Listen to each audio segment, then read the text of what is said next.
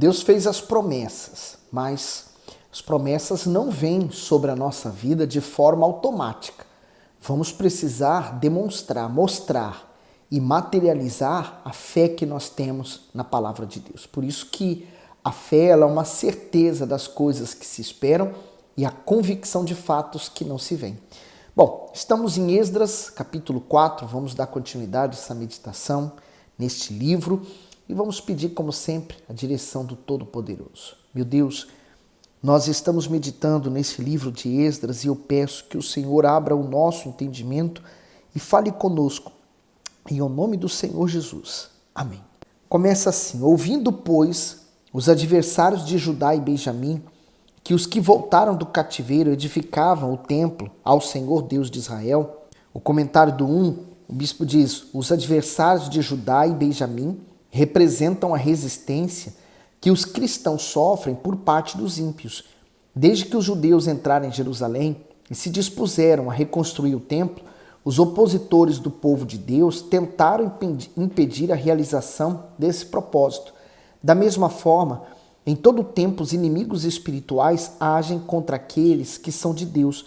No entanto, é preciso proteger a fé das dúvidas lançadas e não ceder ao mal. Tiago 4, versículo 7. Sujeitai-vos, pois, a Deus, resisti ao diabo e ele fugirá de vós. Infelizmente, a arrogância nos aproxima do diabo e nos afasta da presença de Deus, daquele que tem todo o desejo de nos fazer vencer, né? Então, quer dizer, não seria fácil a reconstrução, porque sempre há adversários e o diabo vai usar aqueles que são deles para se tornar os nossos adversários. Quando nós sabemos que a nossa luta não é contra o sangue nem a carne, mas contra os espíritos, nós vencemos.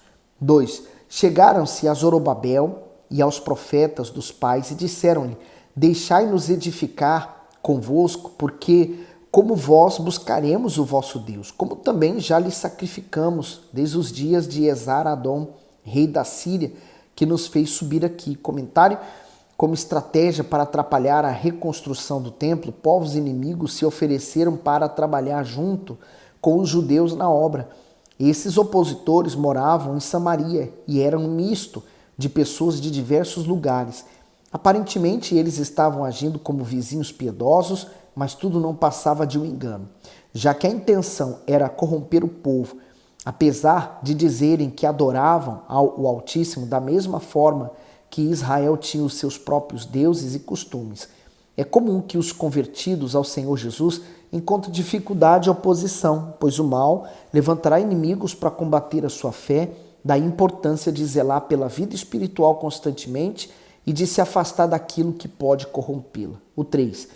Porém, Zorobabel e Jesuá e os outros chefes dos pais de Israel lhe disseram: não convém que nós e vós edifiquemos casa a nosso Deus, mas nós sozinhos a edificaremos ao Senhor Deus de Israel, como nos ordenou o rei Ciro, rei da Pérsia. O comentário diz: não convém que nós e vós edifiquemos. Essa foi a resposta de Zorobabel, Jesuá e os chefes das famílias deram aos homens que queriam se juntar a eles na reconstrução do templo. O motivo de recusa não era político ou ético, mas estritamente espiritual. Aqueles opositores viviam no paganismo. Dessa forma, não era conveniente que ele se aliasse ao povo de Deus, que buscava a santificação. Outrora Israel havia negligenciado essa instrução, por isso foi expatriado. Da mesma forma, quem deseja manter sua fé deve se atentar aos princípios de separação entre a luz e as trevas. Isto é, quem faz do Senhor Jesus o centro de sua vida não comunga dos mesmos erros dos incrédulos. Ao contrário, por trilhar o caminho direcionado por Deus, testemunha a eles a transformação que recebeu em sua vida.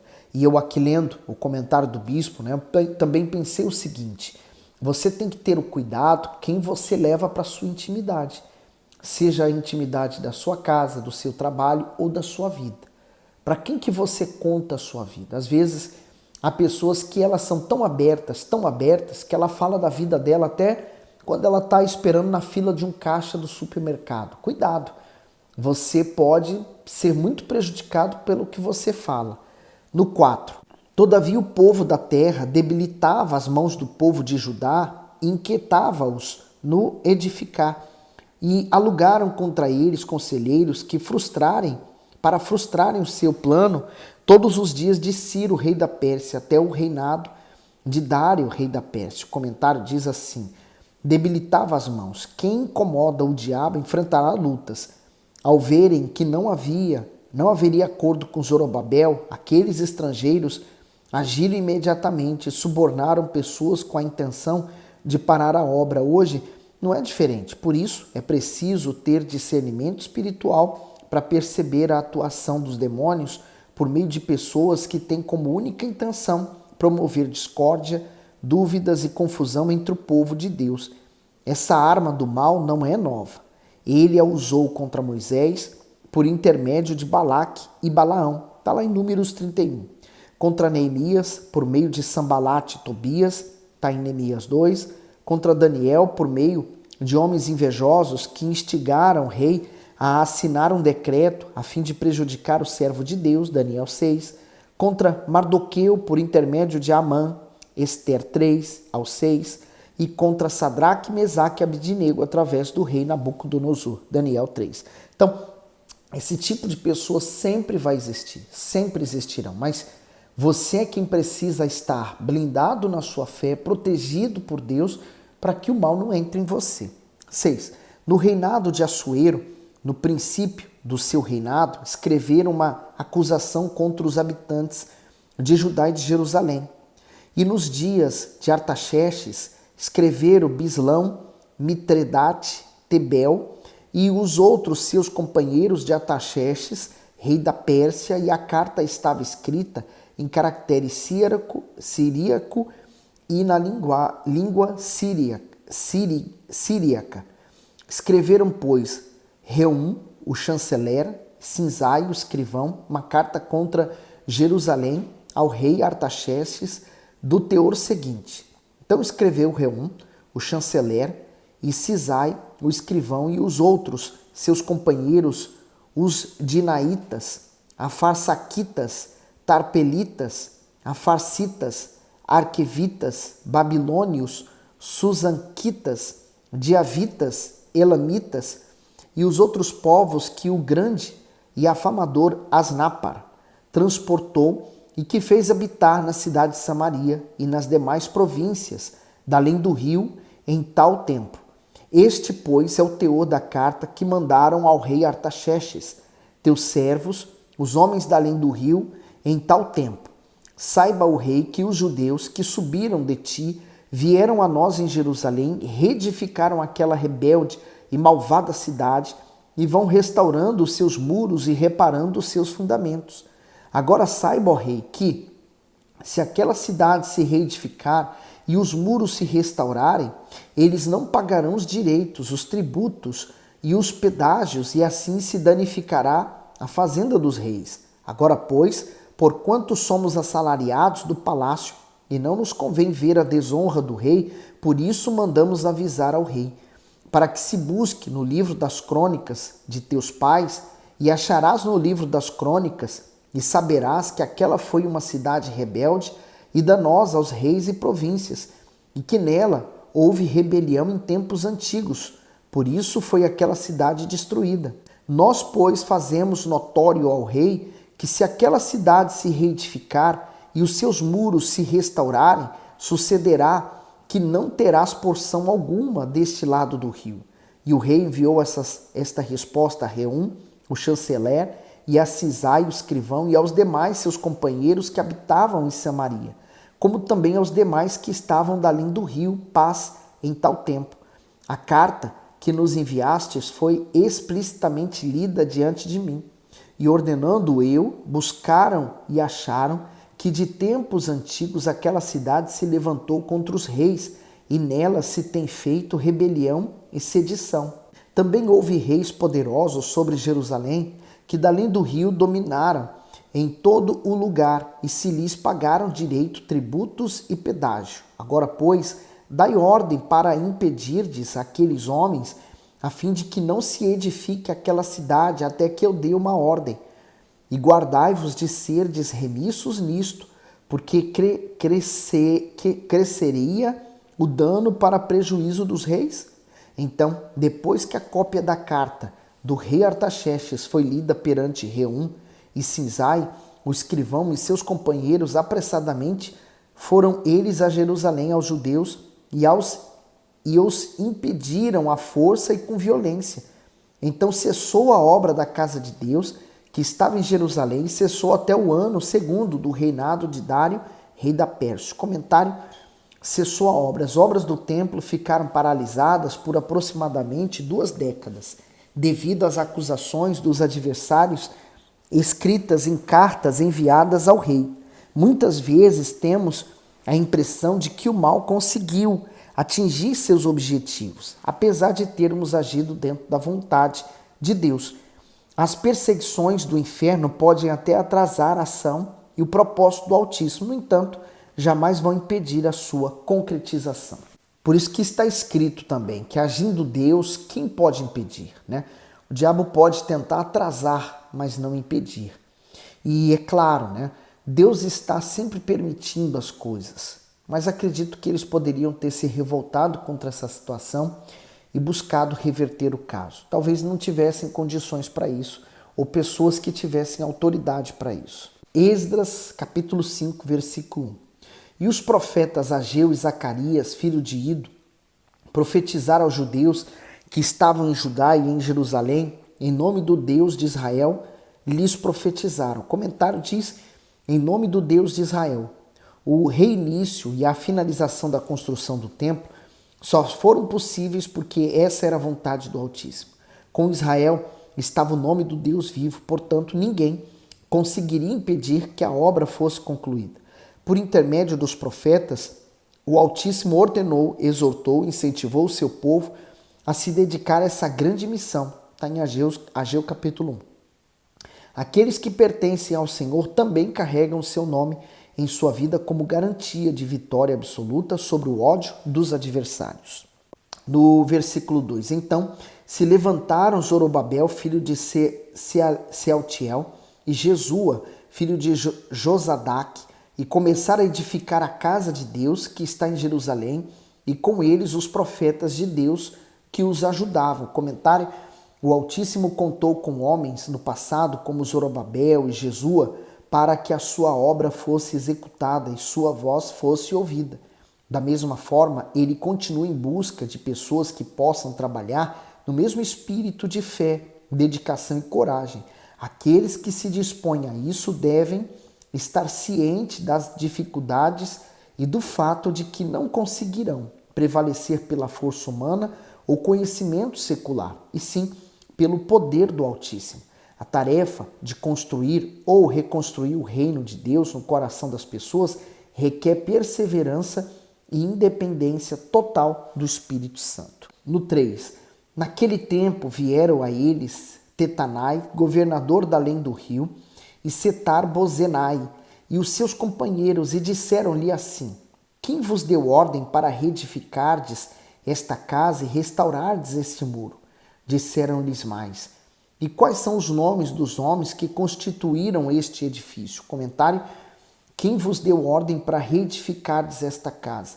Apesar da afronta, os judeus não tinham o que temer, pois sabiam que Deus estava com eles. Afinal, era desejo do Altíssimo que a sua casa, que estava em ruínas, fosse reerguida. A intimidação de Tetanai e Setar-Bozenai, oficiais persas, havia sido orquestrada pelos samaritanos a fim de paralisar a obra. Sempre que estivermos vivendo a fé, virão planos por parte do diabo para nos fazer parar, mas devemos confiar nas promessas divinas e jamais retroceder. Assim também o diabo age nos dias de hoje por meio de leis, por meio de ordem políticas, enfim, seja o que for, ele faz de tudo para tentar impedir que o evangelho propague. 5. Porém, os olhos de Deus estavam sobre os anciãos dos judeus e não os impediram até que o negócio chegasse a Dário e viesse a resposta por carta sobre isso. Comentário: os olhos de Deus estavam sobre os anciãos, porque eles se entregavam totalmente à sua obra. Mesmo em condições mais frágeis, por causa da idade, em posição inferior diante dos oficiais do rei, esses homens não recuaram na missão de reconstruir o templo. Por isso o Todo-Poderoso interveio e todos puderam continuar o trabalho. Os olhos do Altíssimo estão sempre atentos àqueles que se empenham com todas as forças para glorificar o seu nome e propagar o seu reino neste mundo. Aí você entende? Por que hoje não há o templo para os judeus naquele mesmo lugar, onde é tão sagrado para eles e para nós cristãos também? Porque Deus não permitiu. Eles não valorizaram, né? Aqui é a segunda construção do templo. Olha a dificuldade. Hoje, quem está lá? 6. Cópia da carta de Tatenai, o governador da além do rio, com Setar-Bozenai e os seus companheiros, os Arfasaquitas, que estavam da além do rio, enviaram ao rei Dário. Enviaram-lhe uma carta na qual estava escrito: toda a paz ao rei Dário. Seja notório ao rei que nós fomos à província de Judá, a casa do grande Deus, a qual se edifica com grandes pedras, e a madeira já está sendo posta nas paredes, e esta obra vai sendo feita com diligência e se adianta em suas mãos. Então perguntamos aos anciãos, e assim lhe dissemos: quem vos deu ordem para reedificardes essa casa e restaurardes este muro? Além disso, lhes perguntamos também pelos seus nomes para tus declararmos, para que te pudéssemos escrever os nomes dos homens que entre eles são os chefes. Tanta preocupação, né? Será que realmente eles estão assim, tão preocupados com a obra ou com ganhar vantagens? 11. E esta foi a resposta que nos deram: nós somos servos do Deus dos céus e da terra e reedificamos a casa que há muitos anos foi edificada, porque um grande rei de Israel a edificou e a terminou. Comentário: nós somos servos do Deus dos céus e da terra. Com essa afirmação, os judeus expressavam alegria e satisfação que sentiam em trabalharem em um projeto do Altíssimo e por se submeterem à sua autoridade. Se a ordem vinha do Criador de todo o universo, como iriam negligenciá-la? Ser servo do Todo-Poderoso é um alto privilégio, mas é também uma grande responsabilidade. Servi-lo requer abnegação diária e submissão à sua vontade. Somente os que andam no caminho da obediência e da fidelidade à sua palavra lhe honram verdadeiramente. Daí eles terem ficado até mais revoltados, né, com a resposta que foi dada a eles. Né? Eles queriam, de alguma maneira, achar uma brecha para impedir que a construção seguisse. 12. Mas depois que nossos pais provocaram a ira, o Deus dos céus, ele os entregou nas mãos de Nabucodonosor, rei de Babilônia, o caldeu, o qual destruiu essa casa e transportou o povo para a Babilônia. Porém, no primeiro ano de Ciro, rei de Babilônia, o rei Ciro deu ordem para que esta casa de Deus se reedificasse. E até os utensílios de ouro e prata da casa de Deus que Nabucodonosor tomou do templo que estava em Jerusalém e os levou para o templo de Babilônia, o rei Ciro os tirou do templo de Babilônia e foram dados a um homem cujo nome era Sesbazar, a quem nomeou governador. E disse-lhe: tomai estes utensílios, vai e leva-os ao templo que está em Jerusalém e faze reedificar a casa de Deus no seu lugar. Então veio este Sesbazar e pôs os fundamentos da casa de Deus que está em Jerusalém. E desde então para cá se está reedificando e ainda não está acabada. Agora, pois, se parece bem ao rei, busque-se na casa dos tesouros do rei, que está em Babilônia, se é verdade que se deu uma ordem pelo rei Ciro para reedificar essa casa de Deus em Jerusalém, e sobre isso nos faça saber a vontade do rei. E esses eram os verdadeiros guardiões da verdade. Será? Infelizmente o mundo está cheio desse tipo de pessoas. Mas nós temos que confiar no poder do Altíssimo e na sua vontade, porque ninguém pode impedir a vontade de Deus ser executada. Eu tenho que ser apenas o instrumento em suas mãos, tá bom? Deus continue abençoando você. Compartilhe o vídeo, dê o seu gosto e use os comentários para falar o seu testemunho ou o seu comentário.